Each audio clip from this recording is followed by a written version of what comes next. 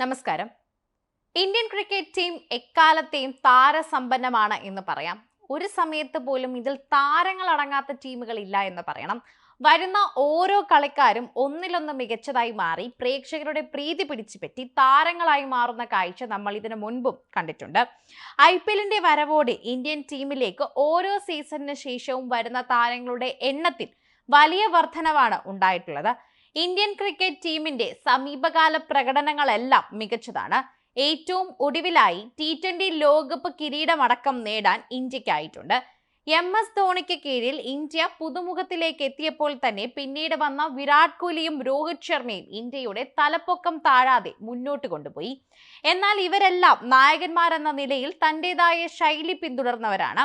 ധോണി പിന്തുണച്ചു വളർത്തിയ പല താരങ്ങളും കോഹ്ലിയുടെ നായകനെന്ന നിലയിലെ വളർച്ചയ്ക്ക് കരുത്തായി. പിന്നീട് കോഹ്ലി വളർത്തിയ താരങ്ങൾ രോഹിത് ശർമ്മയ്ക്കും കരുത്തു പകർന്നു എന്ന് പറയാം. എന്നാൽ വിരാട് കോഹ്ലി നായകനായിരിക്കെ വലിയ പിന്തുണ നൽകാത്ത ചില താരങ്ങളെ രോഹിത് ശർമ്മ ക്യാപ്റ്റൻ ആയിരുന്നപ്പോൾ തന്നെ വളർത്തിയെടുത്തിരുന്നു എന്നുകൂടി നമ്മൾ പറയണം.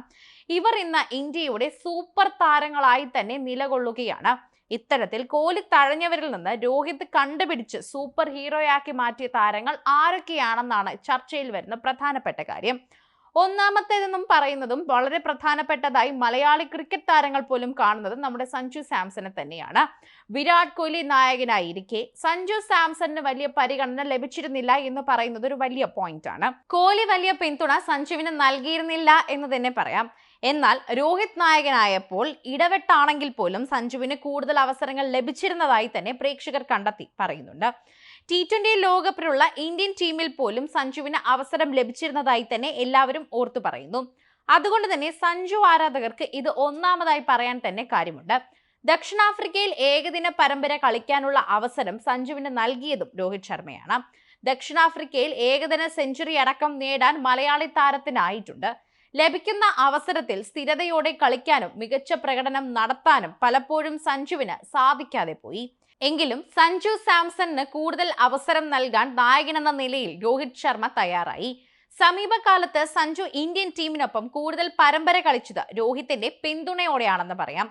അക്ഷർ പട്ടേലാണ് മറ്റൊരു താരമെന്ന് എടുത്തു പറയണം. രവീന്ദ്ര ജഡേജയ്ക്കാണ് കോഹ്ലി കൂടുതൽ പിന്തുണ നൽകിയതെന്നും അവിടെ അക്ഷർ പട്ടേലിന് കുറേയധികം നേരം തഴഞ്ഞു എന്നും പറയാം. ഒപ്പം യുസ്വേന്ദ്ര ചഹാലും കുൽദീപ് യാദവും തന്നെ സ്പിൻ നിരയിൽ ഇടം നേടിയതോടെ അക്ഷറിന് വലിയ അവസരം ലഭിച്ചിരുന്നില്ല. എന്നാൽ രോഹിത് ശർമ്മ അക്ഷറിന് കൂടുതൽ പിന്തുണ നൽകിയിരുന്നു. ഇപ്പോൾ അക്ഷർ ഇന്ത്യയുടെ പ്രധാന സ്പിൻ ഓൾറൗണ്ടറാണ്.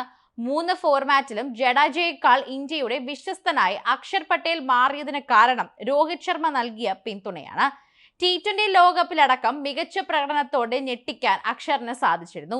വാഷിംഗ്ടൺ സുന്ദറയും കൂടുതൽ പിന്തുണച്ചത് രോഹിത്താണ്. സൂര്യകുമാർ യാദവ് വളരെ നേരത്തെ ഇന്ത്യൻ ടീമിലേക്ക് എത്തേണ്ട താരമായിരുന്നു. എന്നാൽ വിരാട് കോഹ്ലിക്ക് ഒരിക്കൽ പോലും തന്നെ സൂര്യയ്ക്കായി രംഗത്തേക്ക് എത്താനായില്ല.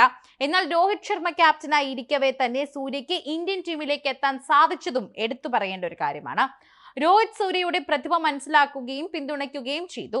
ഇതാണ് ഇന്നത്തെ സൂപ്പർ താരമെന്ന നിലയിലേക്ക് സ്കൈയെ വളർത്തിയെടുത്തതെന്ന് പറഞ്ഞേ മതിയാകും. ഒന്നാം നമ്പർ T20 ബാറ്റ്സ്മാനായി ഇന്ത്യയുടെ T20 നായകനായും സൂര്യകുമാർ യാദവ് എത്തി നിൽക്കുമ്പോൾ ഈ വളർച്ചയ്ക്ക് പിന്നിൽ ശരിക്കും പറഞ്ഞാൽ രോഹിത് ശർമ്മയുടെ പിന്തുണ തന്നെയാണെന്ന് പറഞ്ഞേ മതിയാകൂ. അദ്ദേഹത്തിന്റെ പിന്തുണ തന്നെയാണ് സൂര്യകുമാർ യാദവിന്റെ കരിയറിൽ വളരെ വലുതായി നിൽക്കുന്നതെന്ന് എടുത്തു പറയണം. യുവപ്രതിഭകളെ തിരിച്ചറിയാൻ രോഹിത്തിന് സവിശേഷമായ കഴിവുണ്ട് എന്ന് തന്നെയാണ് ഇതിന്റെ അടിസ്ഥാനമായി ആരാധകരും പറയുന്ന ഒരു പ്രധാനപ്പെട്ട കാര്യം.